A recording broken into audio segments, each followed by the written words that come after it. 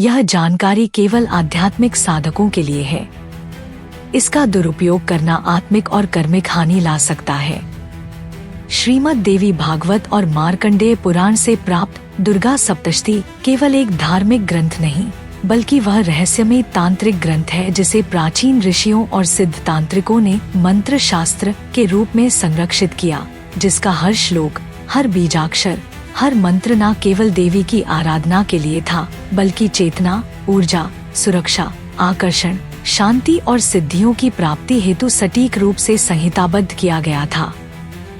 और जो साधक इसे केवल भक्ति के रूप में पढ़ते हैं, वे केवल उसके सतही जल को छूते हैं, जबकि जो साधक इसकी गहराई में उतरते हैं, वे उस अमृत स्रोत तक पहुंचते हैं जहां से तांत्रिकों को अदृश्यता, आकर्षण, अग्निप्रवेश, रोगनाश, वशीकरण, कवच निर्माण और आत्मिक जागरण जैसे असंभव प्रतीत होने वाले सिद्ध प्रभाव प्राप्त होते हैं। और यह सब केवल दुर्गा सप्तशती के शुद्ध नियमानुसार पाठ और रहस्यमय विधियों से संभव है, जो आमजन से छिपी रखी गई ताकि इसका दुरुपयोग न हो। परंतु जो सच्चा साधक होता है, जो श्रद्धा, नियम और समर्पण से भरा होता है, उसे गुरु, काल और अंतरात्मा स्वयं उस रहस्य की ओर ले जाते हैं जहां सप्तशती केवल ग्रंथ नहीं रहती, वह एक जीवंत शक्ति बन जाती है। जैसे कि सप्तशती के 700 श्लोक किसी साधारण कथा में नहीं, बल्कि हर एक मंत्र उस बीज को धारण करता है जो ब्रह्मांड की ऊर्जा को घनीभूत कर देने की क्षमता रखता है। उदाहरण स्वरूप कवच, अर्गला और कीलक तीनों केवल प्रारंभिक अध्याय नहीं, बल्कि मंत्र संयोजन की त्रिवेणी है। कवच शरीर को रक्षण देता है, अर्गला बाधाओं को तोड़ता है और कीलक मंत्रों के फल की ताली को खोलता है। और यदि कोई साधक कीलक रहित पाठ करता है तो मंत्र शक्तिहीन हो जाते हैं। यही कारण है कि तांत्रिक परंपरा में सप्तशती के पठन से पूर्व तीनों का विशेष नियम पूर्वक उच्चारण आवश्यक है। फिर आता है सप्तशती का मुख्य भाग, जो 3 चरित्रों में विभाजित है। पहला चरित्र महाकाली स्वरूप का, दूसरा महालक्ष्मी का और तीसरा महासरस्वती का। और इन तीनों के सम्मिलन से प्राप्त होता है त्रिगुणातीत चेतना, जो साधक महाकाली के 13 श्लोकों का जप रात्रि के समय श्मशान में करता है, वह भय और मृत्यु पर विजय प्राप्त करता है। जो महालक्ष्मी के 56 श्लोकों का पाठ अर्धरात्रि को दीपक और केसर मिश्रित जल के मध्य करता है, वह धन, यश और आकर्षण की सिद्धि प्राप्त करता है। और जो महासरस्वती के 70 श्लोकों का पाठ वाक सिद्धि हेतु करता है, उसकी वाणी मंत्रवत हो जाती है। लेकिन इसका रहस्य यहाँ समाप्त नहीं होता। सप्तशती के कई श्लोक स्वयं बीज मंत्रों से बने हैं, जैसे अहरी क्ली चामुंडाय विच्चे, जो कि देवी का मूल बीज मंत्र है। इसे जब सप्तशती के विशेष श्लोकों में जोड़ा जाता है तो वह साधारण श्लोक रह नहीं जाते, वे आकाशीय ऊर्जा को आकर्षित करने वाले कंपन, वाइब्रेशंस बन जाते हैं, जो साधक के चारों ओर एक सुरक्षा कवच, हीलिंग फील्ड और सिद्धि संरचना का निर्माण करते हैं। उदाहरण स्वरूप सप्तशती का 11वां अध्याय नमस्तस्य नमस्तस्य नमस्तस्य नमो नमः का बारंबार उच्चारण किसी भी प्रकार की नकारात्मक शक्ति, टोना, भूत बाधा या आंतरिक भय को नष्ट करने की अद्भुत शक्ति रखता है। यही कारण है कि तांत्रिक इस अध्याय को विशेष दिनों में विशेष स्थानों पर सिंदूर, कर्पूर और धूप से संपुटित करके पाठ करते हैं, जिससे साधक का आभा मंडल तेजस्वी हो जाता है और रोग, दरिद्रता, भय और शत्रुता पास नहीं आती। इतना ही नहीं, सप्तशती के कुछ गुप्त श्लोकों को विशेष योगों में, नवग्रह सिद्ध पीठों में या एकांत तपस्थलों में प्रयोग कर विशेष तांत्रिक प्रयोग किए जाते हैं, जैसे वशीकरण, स्तंभन, उच्चाटन, मोहिनी, आकर्षण। किंतु इनका प्रयोग केवल उन्हीं को करना चाहिए जो पूर्ण ब्रह्मचर्य, तप और शुद्ध हृदय से सच्चे गुरु की अनुभूति से साधना कर रहे हों। अन्यथा यह मंत्र शक्तियाँ अपने आप में इतनी तीव्र होती हैं कि यदि साधक अपवित्र या अहंकारपूर्ण हो तो वह इन्हीं मंत्रों की ऊर्जा से नष्ट भी हो सकता है। और यही कारण है कि प्राचीन तांत्रिक परंपराओं में सप्तशती को चंडी रहस्य कहा गया, यानी वह शक्ति जो चेतना को ब्रह्मा तक पहुंचा सकती है, लेकिन जो उसे साध नहीं पाया वह उसी शक्ति से विनष्ट भी हो सकता है। अब यदि हम बात करें रक्षा, स्वास्थ्य और सफलता की, तो सप्तशती का विशेष उपयोग कवच और रात्रि सूक्त के साथ किया जाता है। जो साधक प्रतिदिन देवी कवचम का पाठ करता है, उसकी रक्षा हर दिशा से होती है, चाहे वह मानसिक हमला हो, एनर्जी अटैक हो या किसी शत्रु की नकारात्मक दृष्टि। और जब उसे सप्तशती का रात्रि सूक्त जोड़ दिया जाता है तो वह साधक नींद में भी मंत्रों के ऊर्जा क्षेत्र में लिप्त रहता है। यह विशेष रूप से उन साधकों के लिए प्रभावशाली होता है जो गहन ध्यान, स्वप्न प्रयोग या सूक्ष्म शरीर यात्रा एस्ट्रल प्रोजेक्शन में कार्यरत होते हैं। सफलता के लिए सप्तशती का प्रयोग विशेष रूप से अर्गला स्तोत्र के मंत्रों के साथ किया जाता है, जैसे जयंती मंगला काली भद्रकाली कपालिनी। इस मंत्र के नियमित जप से साधक में आत्मविश्वास, आकर्षण और असंभव कार्यों को संभव करने की शक्ति आती है। और जब इसे हवन, दीपक और विशेष नक्षत्रों में प्रयोग किया जाए तो यह मंत्र संकल्प सिद्धि की दिशा में कार्य करता है। यही कारण है कि तांत्रिक इसे केवल पाठ नहीं, एक आंतरिक ऊर्जा प्रोसेस मानते हैं, जिसमें साधक मंत्र से नहीं जुड़ता बल्कि मंत्र साधक से जुड़ जाता है। और जब यह जुड़ाव होता है तो न तो कोई रक्षा बाह्य उपायों से करनी पड़ती है, न ही सफलता बाहरी प्रयासों से आती है, क्योंकि तब साधक स्वयं चंडी की शक्ति का जीवंत प्रतिनिधि बन जाता है। परंतु यह सब तभी संभव है जब साधक पूर्ण नियम, पूर्ण निष्ठा और पूर्ण समर्पण से दुर्गा सप्तशती का पठन करे, प्रत्येक श्लोक को उच्चारण की शुद्धता से बोले, प्रतिदिन उसे उसी समय पर करें और कम से कम 40 दिनों तक उसका अनुष्ठान पूर्ण करे।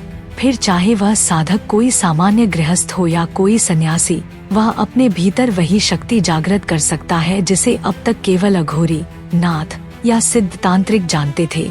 और यही है सप्तशती का रहस्य, यही है वह दुर्लभ पद्धति जिसे तांत्रिकों ने शताब्दियों तक केवल शिष्य परंपरा में बांटा। और अब यदि आप भी उस रहस्य में उतरना चाहते हैं तो इसे केवल कहानी न समझें, इसे विज्ञान समझें, इसे ऊर्जा समझें और इसे अपनी आत्मा का भाग बनाएं। क्योंकि जब मंत्र जीवंत हो जाते हैं तब शब्द नहीं शक्ति बोलती है और वही शक्ति आपको सिद्धि देती है।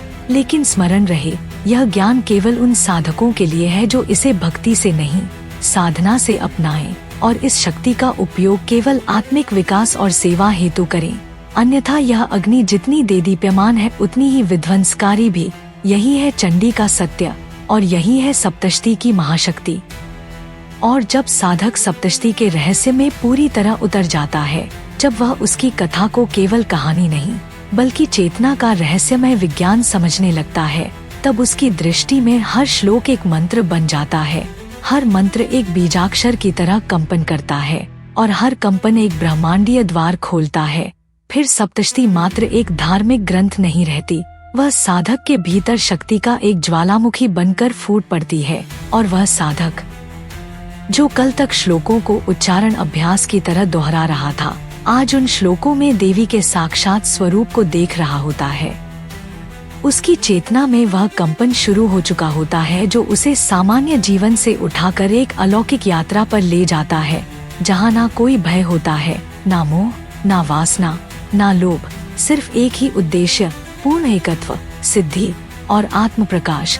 और जब यह कंपन भीतर स्थिर हो जाता है, तब साधक के लिए दुर्गा सप्तशती केवल पठन नहीं, एक आंतरिक महासंग्राम बन जाती है, जहाँ वह अपने भीतर के महिषासुर को हर दिन मारता है। वह रक्तबीज जो बार बार उठता है, वह वासना, वह क्रोध, वह अहंकार, हर श्लोक के साथ वह उन्हें काटता है। और जैसे जैसे वह अध्याय आगे बढ़ता है, वैसे वैसे उसके भीतर वह शक्ति जागृत होती है जो एक समय केवल महर्षियों, सिद्ध तांत्रिकों और योगियों के पास मानी जाती थी।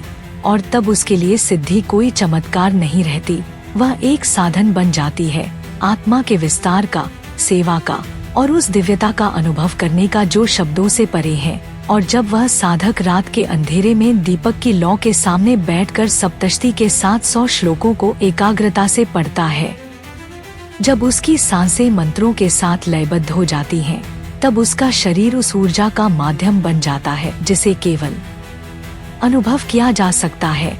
वह कंपन जो उसकी रीढ़ की हड्डी से लेकर ब्रह्मरंध्र तक बहने लगता है, वह स्पंदन जो उसे साधारण मानव नहीं रहने देता, वह दृष्टि जो अब आम लोगों की तरह दुनिया को नहीं देखती, अब वह अग्नि को साधता है, वायु को नियंत्रित करता है, जल से संवाद करता है और आकाश से संकेत प्राप्त करता है, क्योंकि अब वह सप्तशती को जीने लगा है। अब देवी उसके भीतर जीवित हो चुकी है। अब वह देवी का पाठ नहीं करता, देवी स्वयं उसमें पाठ करती है। अब मंत्र साधक को जपता है और यही वह परम बिंदु है जहाँ सप्तशती से सिद्धि प्राप्त होती है, क्योंकि तब सिद्धि कोई बाह्य वस्तु नहीं रहती, वह साधक की सहज अवस्था बन जाती है। और यही कारण है कि प्राचीन तांत्रिक कहते थे, जिसने सप्तशती को हृदय से पढ़ा उसने सृष्टि को पढ़ा, क्योंकि सप्तशती सृष्टि की चेतना है, उसकी ऊर्जा है और उसकी रक्षा कवच है। यही वह मार्ग है जो साधक को कालातीत बना देता है, जहाँ ना समय का बंधन है, ना मृत्यु का भय, केवल आत्मा और शक्ति का योग है। और जब वह साधक पूर्ण नियम, पूर्ण शुद्धता और पूर्ण समर्पण के साथ सप्तशती का अनुष्ठान करता है, 40 दिन, 700 श्लोक, एक निश्चित स्थान, एक ही आसन, एक ही मंत्र स्वर, एक ही दीपक और एक ही श्रद्धा, तब सप्तशती की ऊर्जा उस पर उतरती है और वह साधक जो कल तक शब्दों से खेल रहा था, आज शब्दों से दुनिया बदलने की शक्ति प्राप्त कर लेता है। वह अब किसी की बुरी नजर से नहीं डरता, क्योंकि उसका चारों ओर देवी का कवच होता है। वह अब रोग से नहीं डरता, क्योंकि सप्तशती की ऊर्जा उसके कोशों में प्रवाहित हो चुकी होती है। वह अब असफलता से नहीं डरता, क्योंकि देवी स्वयं उसके पथ की निर्माणकर्ता बन चुकी होती है। और यही है सप्तशती का वो रहस्य जो युगों से छुपा रहा, कि ये केवल स्तोत्र नहीं, ये दिव्य मंत्र विज्ञान है, ये चेतना का ऊर्जा प्रारूप है और ये केवल उन्हीं को उपलब्ध होता है जो इसका सम्मान करते हैं, इसका पालन करते हैं और इसके साथ जीवित रहते हैं। वरना यह ग्रंथ अपनी शक्ति उसी तरह छुपा लेता है जैसे महासागर अपने सबसे गहरे रहस्य को छुपा कर रखता है। पर जो गोताखोर सच्चा होता है वह मोती लेकर ही लौटता है। और यही है सप्तशती की सिद्धि, एक साधना जो साधक को सिद्ध से ऊपर उठाकर स्वयं देवी का अंश बना देती है। और यदि आप इस रहस्य को समझ गए तो जान लीजिए अब आप वही साधक हैं जिसका मार्ग देवी स्वयं बना रही है। अब केवल श्रद्धा और समय शेष है। सिद्धि आपके एक शुद्ध संकल्प से दूर है।